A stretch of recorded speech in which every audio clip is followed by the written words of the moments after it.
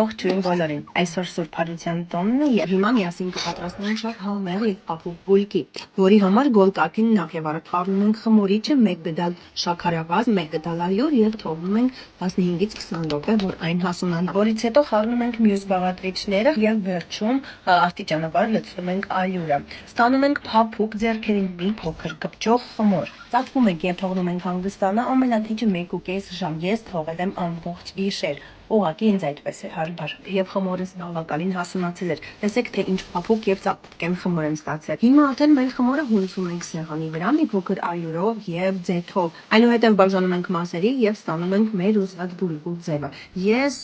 ստացել եմ մեկ մեծ հյութ, բաժանել եմ 3 մասի խմորը, որոնցից յուրաքանչյուրի մեջ լցրել եմ տարբեր միջուկ, պոպոկ դարչինով, չամիչ և չիայի սերմերը, որոնք հասունացրել էի արդեն ջրով, այսպես յուրաքանչյուրը փախում ենք և ստանում ենք հյուսքի ձև, հյուսելուց չմոռանաք ելի ալյուր ցանել սեղանին, որովհետև այն կրկնակով խմոր չէ, հնարավոր է որ բացվի և